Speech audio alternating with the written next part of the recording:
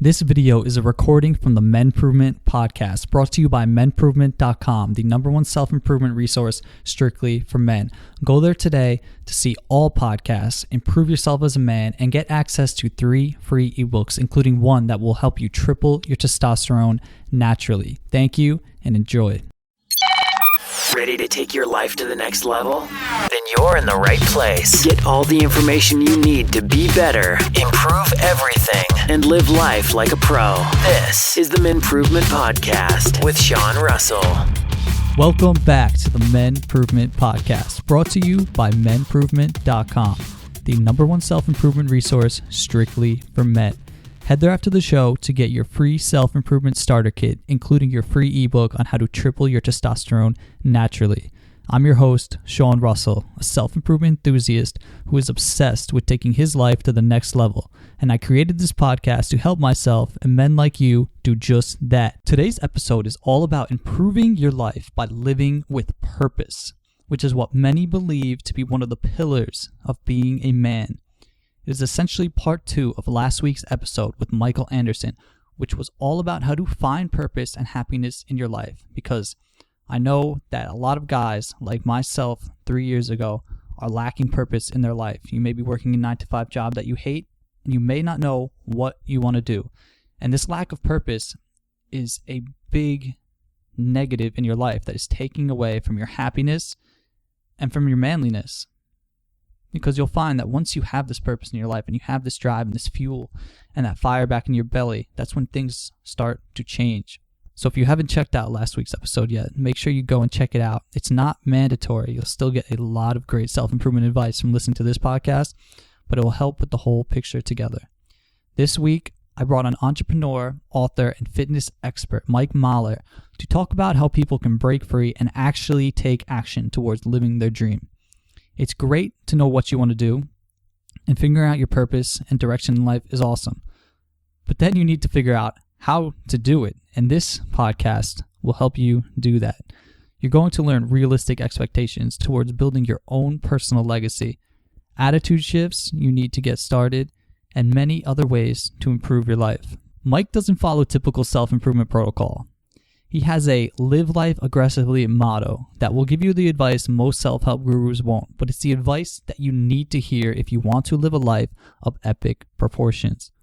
So without further ado, get pumped up, and this is my interview with Mike Mahler of MikeMahler.com.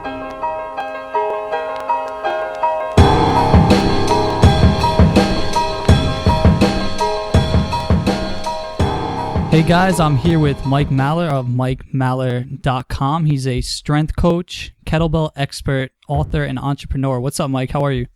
I'm doing good, Sean. Thanks a lot for having me.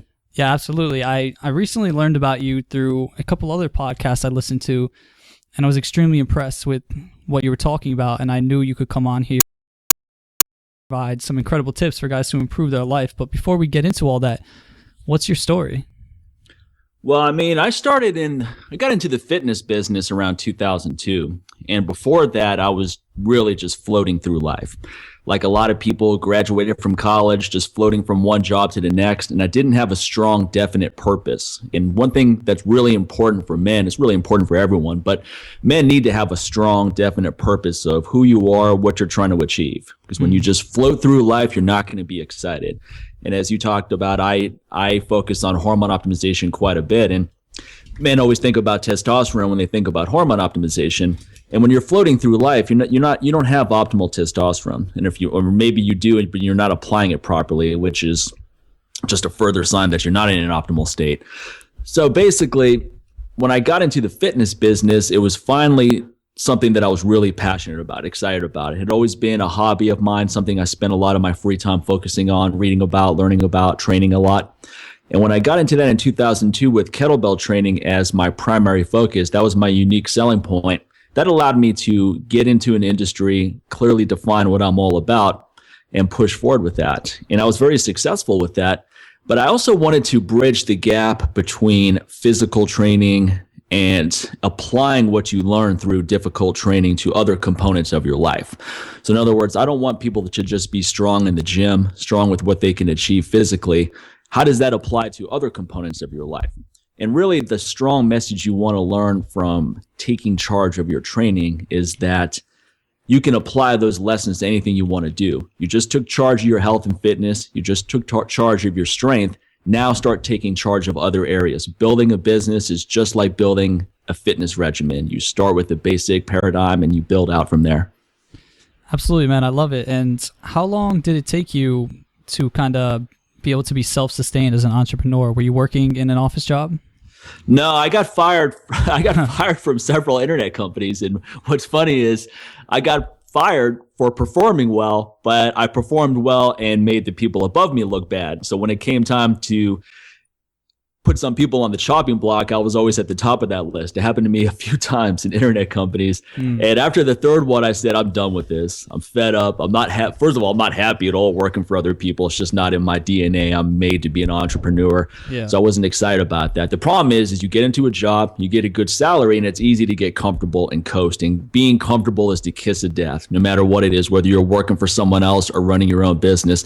Once you get comfortable, you get soft, and it's all downhill from there. So you have to take on challenges. You have to wake up with some level of, not anxiety, but some level of, I need to make something happen today. Yeah, I got to take charge of something here. I know exactly what you mean. And you mentioned it before, was that excitement. And that's been the biggest change in my life. Yeah. That sometimes I can't even get to sleep because I'm excited to wake up and do stuff tomorrow. Right. And that feeling is exactly. I'm so grateful for that feeling over everything else. And I think that's what people have to chase, and that's what people have to find is what they get excited about before they go to bed. Yeah, exactly. This all plays into your motto pretty much, which is the title of your book, Live Life Aggressively. And I love that. So why don't you just talk about what you mean? Sure. Let me finish up your last question with my business. It took I did it full time, so I wasn't doing it on the side because I'm not a believer of trying to do anything on the side. So I wasn't trying to keep my full-time job and then just build this up gradually on the side and then just have this seamless transfer, which is what a lot of people think they can do, which is a total illusion. It's never going to work. You have to immerse yourself 100%. A lot of times you have to burn your bridges. As long as you have this backup plan in the back of your mind, forget it. You're not going to have that. You're not going to have that level of intensity that we were just talking about, where you wake up in the morning and have to get stuff done when you know that in the back of your head, you don't really need to do anything because you have a job that's taking care of everything. So it was really important to me that when I got into this, I got into it full force, and this was going to be the way I make my living, not some little hobby on the side. And it took, my first year, I'm just burning money. I'm barely able to stay on top of things. You're basically living off credit cards. Second year, I wasn't making a great income, but I made enough to pretty much pay all the bills and sustain. I wasn't saving anything, but I was keeping my head above water. The third year, I started making a pretty good income. And in fourth year, my income tripled. And from that point, it's been really good. I've been doing this for 12 years now. So I always tell people, if you can put in 3 or 4 years of concerted effort, you can make something happen, but it has to be your full-time occupation. You can't do this. You can't marginalize it to something you're doing on the side. I see so many people try to do that, and I've never seen someone successful at doing that. Yeah, man. I love those tips. Absolutely. Because I've heard so many people say the same thing, that they never really got serious about their business until they had to get serious about their business. Like Pat, I don't know if you know Pat Flynn, but I follow a lot of his internet advice since I'm online. And, it wasn't until he had a bunch of stuff going on, but it wasn't until he got fired that he had to make a living to support his family. So, Absolutely. So necessity will bring out the best in you. And if you ever watch that show, Shark Tank, which is a great show. Every week, man. I love it. Yeah, man. I love that show. So anyway, I love seeing the ideas the entrepreneurs bring in. I love seeing who gets accepted, who gets shot down, why they get shot down. It's a show really every entrepreneur should watch because you can learn a lot from that. But one thing about one of the cast members, Mark Cuban, you'll notice he always shoots people down when he asks them if they're doing something on the side. Is this your full-time gig, or do you still have something else? And whenever someone says, well, I'm working here, forget it, I'm out. Because it goes right back to what I'm saying is they don't even believe in it in themselves completely, which is why they're just doing it on the side. Yeah. What would you say to people? Oh, go ahead. What would you say to guys who they have 3 kids to support and a wife, and they really have to make money, but they're miserable at their job? They have a couple ideas. What would you suggest for those guys? Well, then you have to start doing it on the side, which is fun. I mean, I started my business on the side too, writing articles and doing stuff, but I wasn't really going anywhere that fast because, again, it was just something on the side. But if you eventually you have to make a decision. Do you want to go full blown with this, or do you just want to keep it as something that's a hobby? So if you have to start with doing something on the side, fine. But my whole point is that it's not going to get to where you want it to until you make it a full-time endeavor. Yeah, and I love that you mentioned the duration, because it's a big thing that a lot of people, they never realize how long it truly takes to get going. And you said for the first 2 years, the first year you didn't make any money and you were living off credit cards. The second year you started making a little bit, and by the fourth year is when things really got going. And that, it's good to hear from me, because I'm pretty much on month 15 right now. Yeah. And honestly, I didn't really feel like I deserved to make a full-time income the first year, because I'm just getting in this game. I was just getting in the game. I'm showing a certain level of expertise. I'm building all the skill sets, being a good presenter, teaching workshops, getting better at writing. So I wasn't really something where I had an expectation that I should be this huge star right out of the gate, because I had to pay my dues like everyone else. And once after a couple of years, you start developing a real skill set, especially if you're putting in a lot of time and effort into building all these things. And then appropriately, the money starts coming at that point. So I think in some ways it's good that when you start something, it's not successful immediately, because you're not really ready for that yet. It's better to have this gradual ascension to success rather than this rapid rise, because generally with a rapid rise, there's going to be a rapid fall too. Absolutely. Yeah. I think everything with the longer it takes, the stronger your base and the more solid it is. One of the things I always talk about is like the concept of the long game, and how it took all these ridiculously famous people in the past, like Da Vinci and Tesla. They were broke and living, like Tesla was living with his parents at the age of 30 and everything, and no one knows about this. And for 10 years, he was struggling. He was an apprentice, and he was failing, and Da Vinci was failing. And it's not till Da Vinci was in his 40s that he painted, the Mona Lisa? I can't even think of it. No, the portrait with Jesus and everyone. Okay. The Last Supper. Yeah. Yeah. I don't know why I couldn't think of that. But so these guys went through like 20 years of just pure work, but we live in such a fast-paced culture now where you know, instant messaging, everything is fast, that people expect success to come fast. Right. And it doesn't. Right. And it's a realization that you have to ultimately be successful. I was reading something about George Clooney recently, and he was on, I think, 10 TV shows as a side character before he finally got ER. And then that was his big breakthrough. But he was in the game for a long time before it broke off. And I think Samuel Jackson didn't really make it until late 40s or so. He was in it for 20 years. Just as, I mean, one of his roles, he didn't even have a name. He was just called Black Guy in the credits. Sea of Love, that movie with Al Pacino. Oh, that's hilarious. So it's easy to look at someone who's successful and assume that it's always been that way. Yeah, and I think that's the mistake a lot of people make. Yeah, Jim Carrey was one that I like to mention. Exactly. He was homeless, Yeah. Like, I was homeless for years trying to get a role, and now he's huge. It's great. So back to your book and your motto on life, live life aggressively. Sure. I want to hear all about this. Yeah, live life aggressively is meaning move forward with strong purpose. It doesn't mean being a bully or a jerk to people or anything like that. One of the definitions of aggressive is moving forward with strong purpose. So that's really what the book's all about. But it's also a book that cuts through all the self-help nonsense and basically says, whatever you want to do that's meaningful to you is going to be difficult. So embrace that. There's going to be obstacles. There should be obstacles. Otherwise, it's not worth doing. There should be adversity because you're going to learn a lot about yourself along the way. So don't go into anything thinking that it's going to be easy. I think one of the biggest mistakes a lot of people make is they chase all these seminars hoping for secrets where they can find something that's going to make it easy. It's not going to be easy. Whether you want to be strong, lifting weights, whether you want to be a fast runner, whether you want to make a lot of money, whether you want to write a book, none of it is easy. But that's okay. Why should it be easy? Because you learn so much about yourself with taking on challenges. So I think taking on challenges are a good thing because you don't want to go back to that point I made earlier where things are just comfortable. Yeah. Absolutely. Comfort is the kiss of death, is where you start declining rapidly. All of a sudden, money's coming in, you're feeling good. Now you're watching 4 hours of TV every night. You don't have that purpose anymore. So it's always good to have something you're working on, taking on new challenges. So that's really what the book is all about, is like, look, take charge of your life. Things are going to be difficult. That's good. that doesn't mean you shouldn't go for it.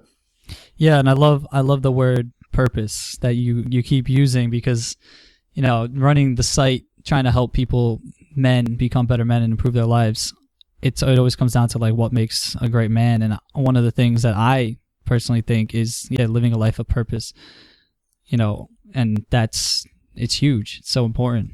Yeah, standing for something, because so many people just want to be accommodators. They just want to accommodate everyone. They don't want to take a strong stance on anything because they think they may lose someone's respect, or maybe they'll lose some clients.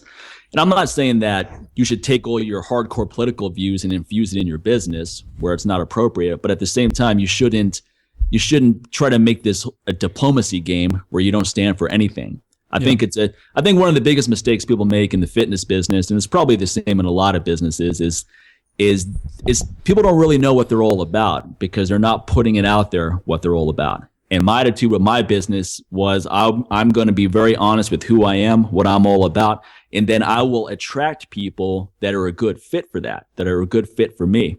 And I'm also going to have a lot of detractors, but those people aren't a good fit for me. So that's working in my favor. A lot of trainers just want to work with anyone who is interested. And that's a big mistake. Work with the people that are the right personality fit for you. Otherwise, it's going to be a miserable experience.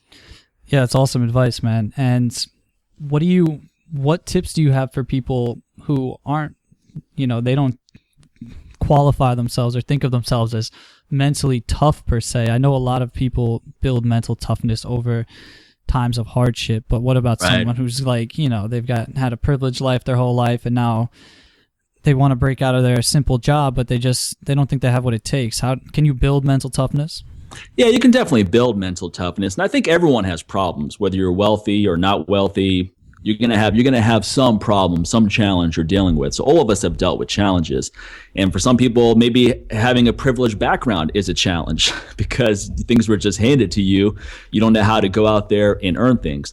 So now that's a skill set you have to develop. Maybe you're someone who doesn't need to make any money. So now you focus on building up some nonprofit stuff that's really interesting to you, and you make that your big focus.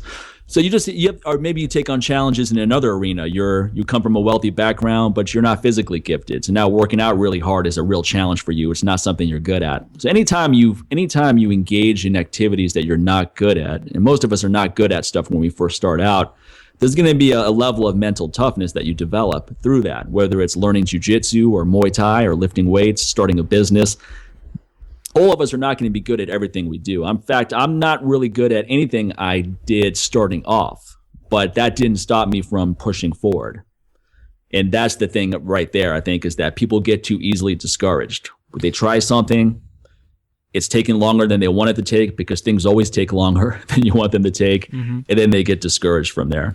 Yeah, so I guess what I'm taking from it is just, kind of go for it. Don't be scared. If you take risks. I think you have to put yourself outside of your comfort zone. Yeah, like, for example, when I first started doing lectures, I had real fear of public speaking. I mean, now it's easy for me, but back then it was a real fear. But I realized that fear is something that I need to push towards, not away from.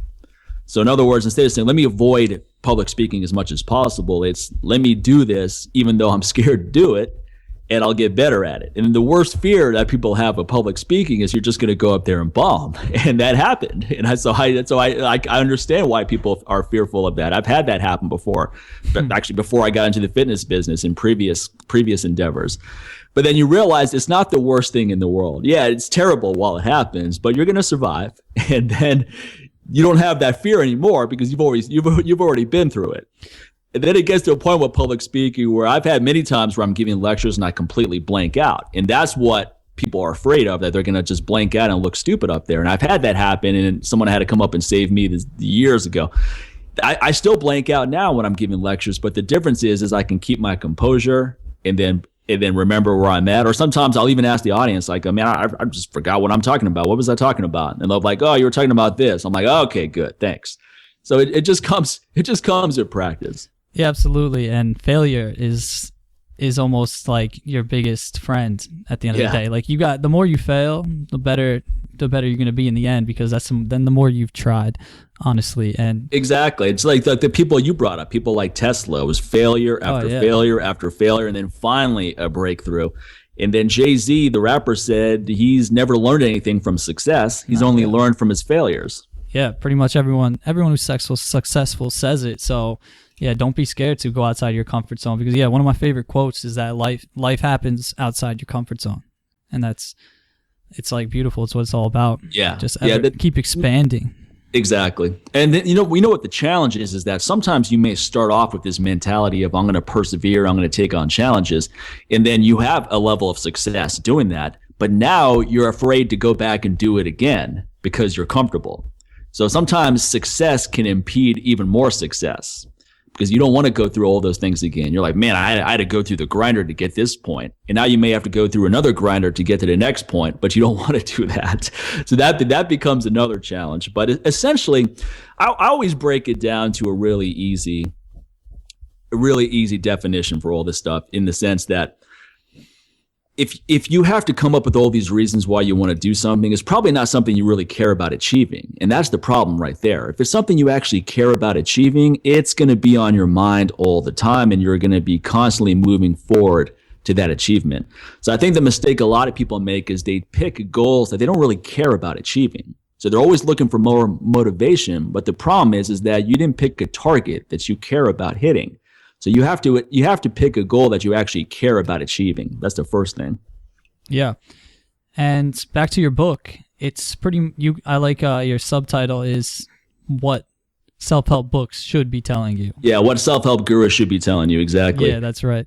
And what they should be telling you is that what I just said basically is that whatever you want to do in life is going to be really difficult. So don't look for all these easy paths. And the fact that it's difficult is not a big deal. And then I think people focus on too many of the wrong things, too many distractions. They think that they're going to be things you try to achieve where there's going to be a lot of times where it's not exciting because you're just having to deal with stuff that are problems, and it can be discouraging, but you have to push through those things. So I think the mistake a lot of people make is they think that if they're not positive all the time, that there's something wrong with them. And life is positive and negative. It's not always going to be positive. And you can learn a lot from the negative things in life. Yeah. Could you expand on that? Yeah, sure. I mean, I think sometimes people feel that if they let in any kind of negative thought, that it's going to just derail everything they're trying to do. So if they get a flat tire on the road, they'll try to come up with some explanation such as, well, this is all happening for a reason. It's going to prevent something else. It's like, no, you got a flat tire. It sucks. Let's just accept the fact that it sucks to be on the side of the road with a flat tire. But instead of sitting around complaining about it, you know what to do. Yeah. Break out the jack, fix the tire, get back on the road. But we don't have to try to make everything positive. Someone like a relative dies, like, oh, he's out of his misery now, this and that. It's like, no, it's terrible.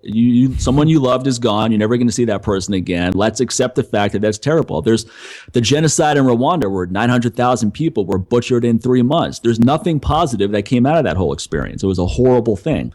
So there's a lot of things that people go through in life which are really negative, and we don't have to try to make some positive spin on that. Let's just say they're negative and then move on.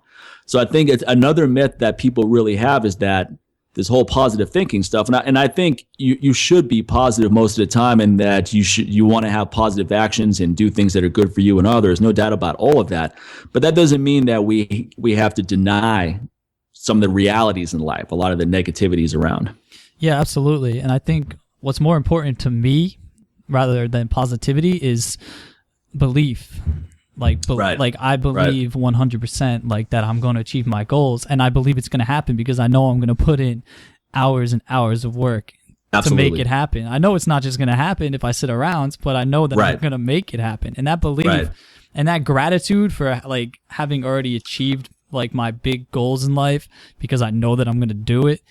I think that really is powerful. Like that's one of the things that I tell people all the time. Definitely. No, gratitude is very important, and taking action is very important. So you don't need to be positive to take action. You need to take action to be positive.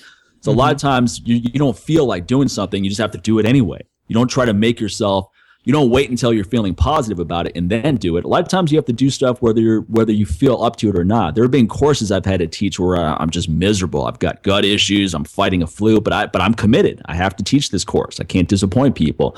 So you push through it.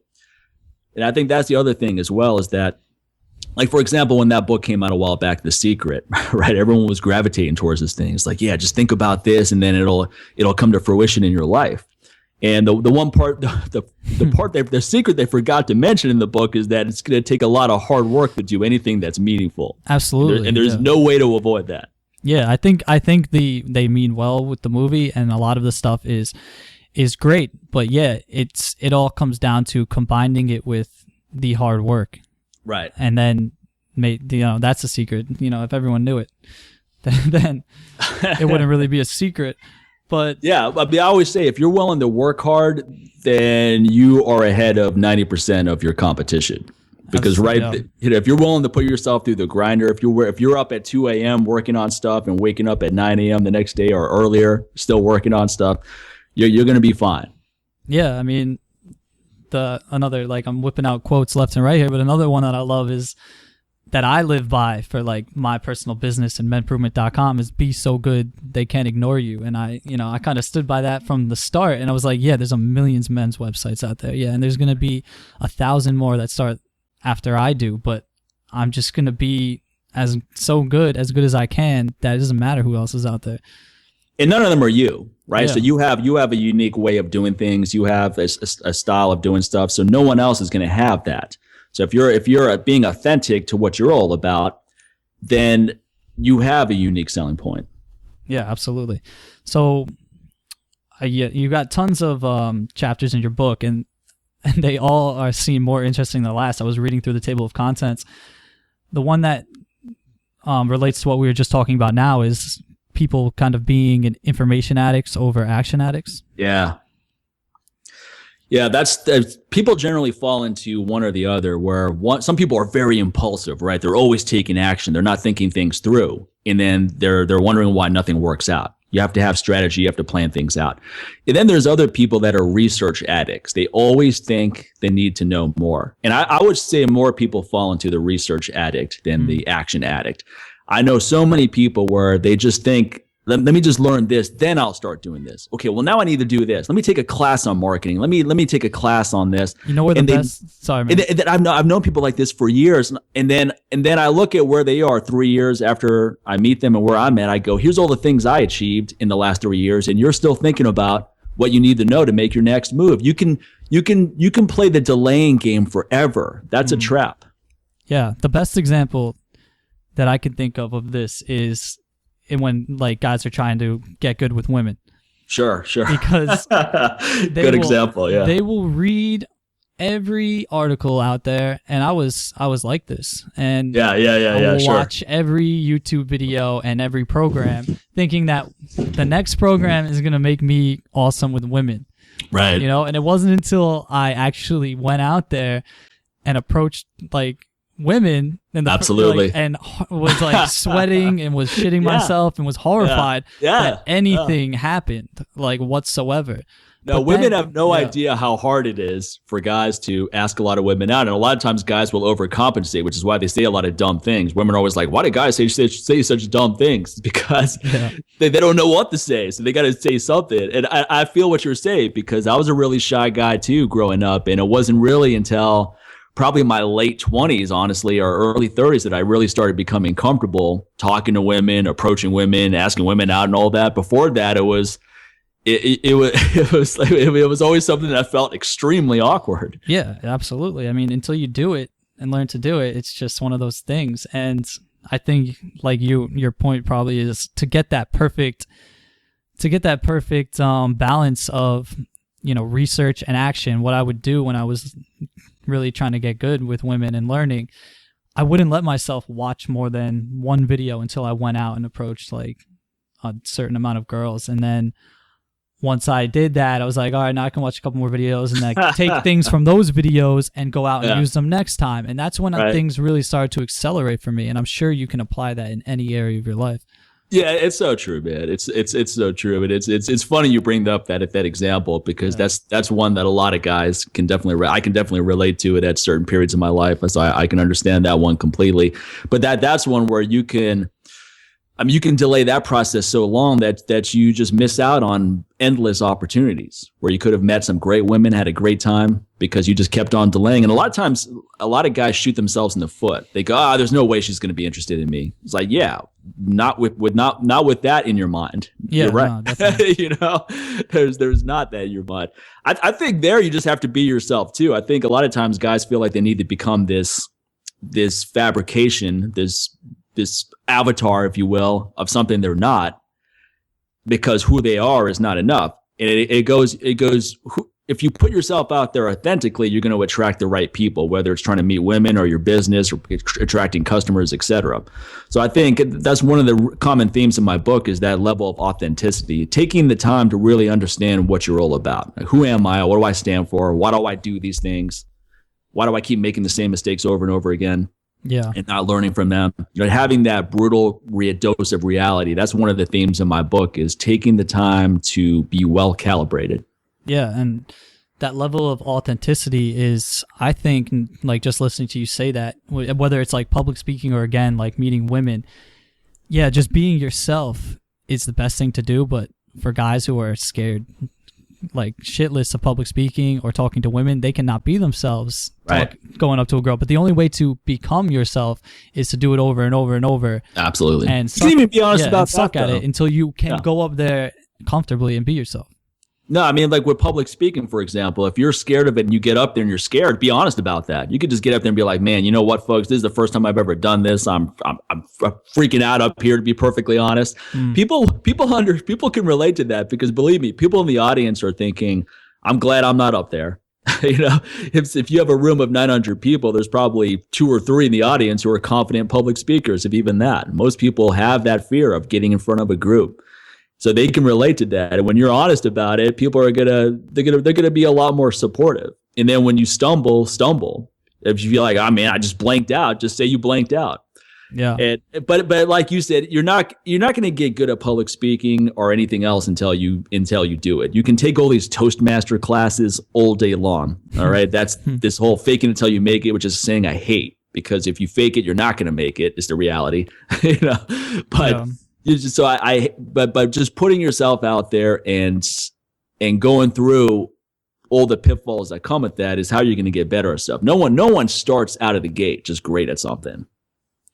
Yeah, no, absolutely. Everything takes so much hard work. And with that, are there any other like key tips you have for guys to improve their life, things they can change or things they can start doing or things they need to learn? Well, I mean, you just have to make a commitment to do something today, right? If you're listening to this episode and you're thinking, I like what these guys are talking about, tomorrow I'm going to go do something about it. No. Go do something today. Go do something positive today. And that could be start a workout today. Get into the gym and start a workout regimen. Revamp your diet, because if you have a clean diet and a good workout regimen, that's going to give you so much more confidence in other arenas. When you feel good about the way you look, you automatically have more confidence. When you eat the right nutrition regimen and you have genuine energy and you're feeling positive, your brain chemistry is balanced, so your mood is good, that's only going to add to everything else you want to do. Yeah, and I know you have like a wealth of information on working out and nutrition, and I would love to, personally, I'd love to have you back on the show for another time to talk about that. Yeah, sure. Yeah, because I don't want this show to go on for like an hour and a half, but one thing that I was really interested in was you talk a lot about hormone optimization. Yeah. So what do you mean by that? Well, we are essentially our hormones, all right? Hormones are biochemical messengers that induce certain actions. So for example, our sex drive is heavily predicated on testosterone and then a neurohormone called dopamine.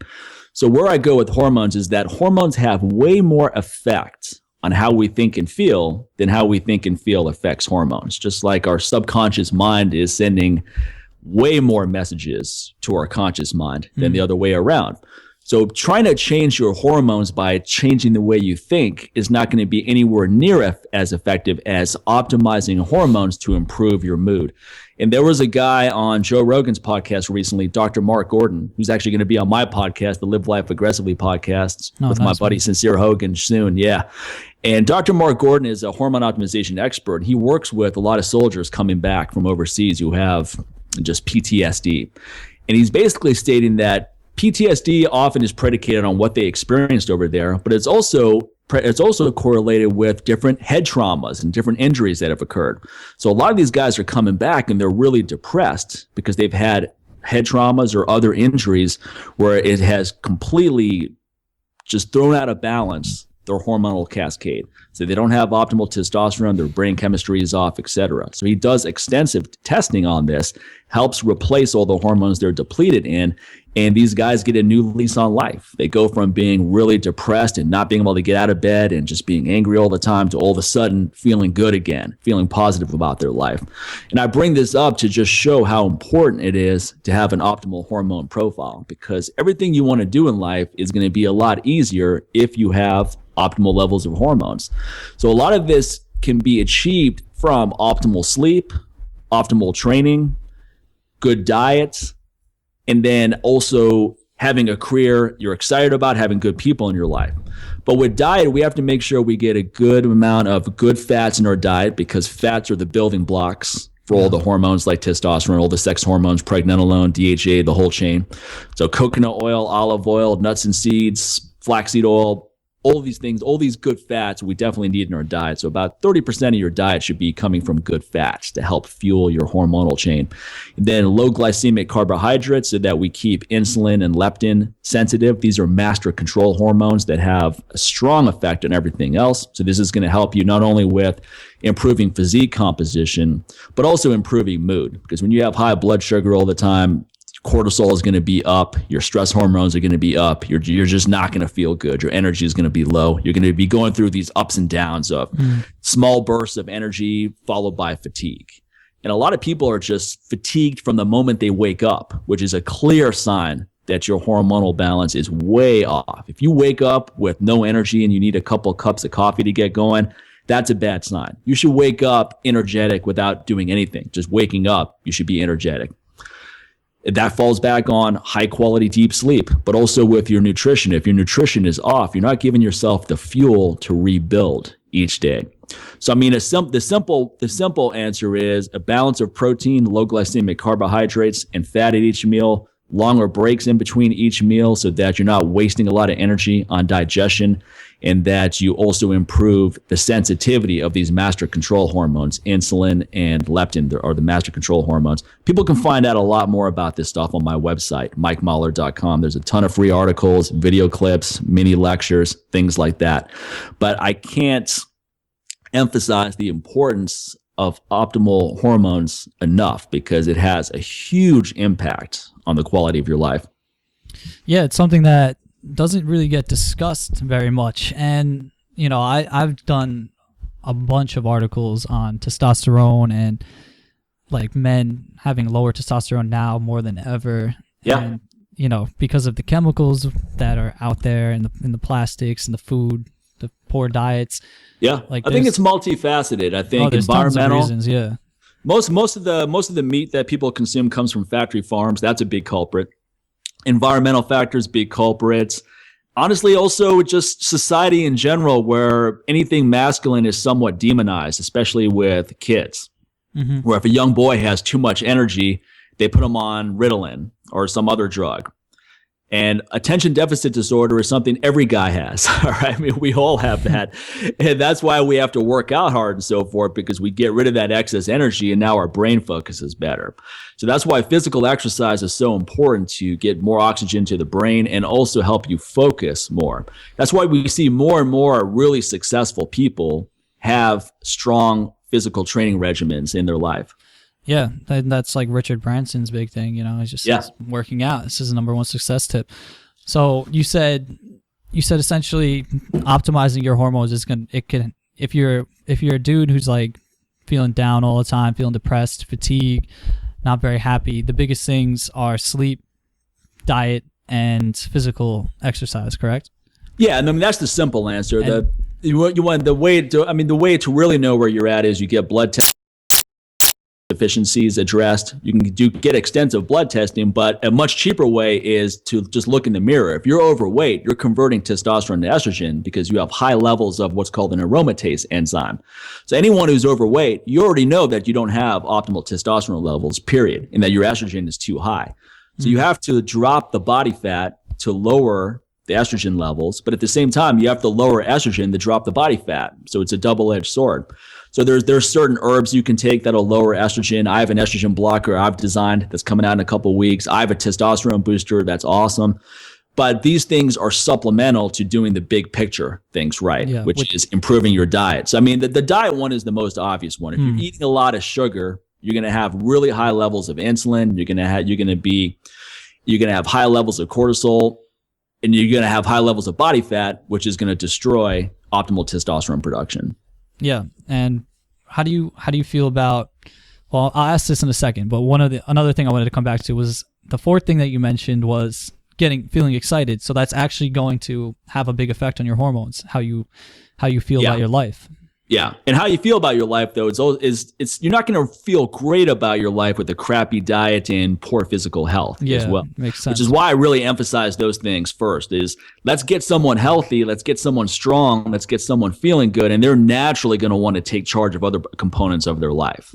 Yeah. That's just one of the best things about strength training and physical exercise in general is that it'll give you more confidence. Yeah. So yeah, it's cool. So as you start to get better, your hormone profile improves and you're going to start feeling better about your life. That's going to improve your hormone balance even more, which is pretty cool. Exactly. Diet's pretty straightforward, more healthy fats, which people are becoming less and less scared of now that they're realizing that fat doesn't make you fat and it's not the enemy, which was the big thought 10 years ago, but absolutely, which is crazy. But, so yeah, that's pretty straightforward. What would you recommend for the average guy to start doing physically? Well, physically focus on strength training with a strong component of compound exercises. Squats, deadlifts are the two most important exercises that most guys don't do, especially squats. Yeah. What do most guys do in the gym? They do curls. I mean, in the time it takes for me to do a full body workout, most guys are on their third arm exercise. Yeah. And that's a big mistake right there. So you focus on compound exercises which have the most impact on your body. And that's always going to be leg and back exercises, deadlifts, squats, pull-ups, bent over rows, overhead press, etc. I mean, that's a full body workout right there. But I always tell guys, when in doubt, focus on deadlifts and squats more than anything else. Yeah. I always do those exercises first because I want to allocate all of my energy to that. And then everything else is just icing on the cake from that. And those exercises will also have the most impact on increasing your testosterone, your growth hormone, etc. And then doing high intensity endurance type stuff or high intensity cardio, whatever you want to call it. Yeah. So sprinting is an example. Hill sprints. That's one of my favorite things to do is 50, 100 yards, run as fast as you can, walk back to the starting point, do it again. I always feel better after sprinting than before. I mean, sprinting is an incredible mood elevator. And it doesn't have to be sprinting. It can be any intense exercise. It can be kettlebell training where you're doing kettlebell swings for a minute, take a break, do another set, etc. It could be elliptical machine interval training. So anything where you're pushing yourself hard, you're breathing heavy. But sprinting is just my favorite go-to one for taking charge of the cardio component of my training. So you don't have to do these, you don't have to go jogging for an hour, which a lot of people find boring. You can do 10, 50-yard sprints, and that's going to improve your cardio, your VO2 max, etc. as well, your conditioning. Nice, man. And, I actually read somewhere that all-out 30-second sprints, I'm not sure how many it was, but will actually boost your HGH by like 500% or something crazy like that. Yeah, it does. It does. Sprinting goes way up. So people often counter that with, well, how much of an impact is that going to have overall? And that's the wrong way to look at it. So basically, you want to look at, okay, I went sprinting today, I got a growth hormone boost. I slept really well, I got another growth hormone boost. I had a good ratio of protein to carbohydrates to fat, another boost. Longer stretches in between meals increases a hormone called ghrelin, which is so you're having mild hunger in between meals. That'll give you another boost of growth hormone. And it's the accumulation of all these things that makes a real impact.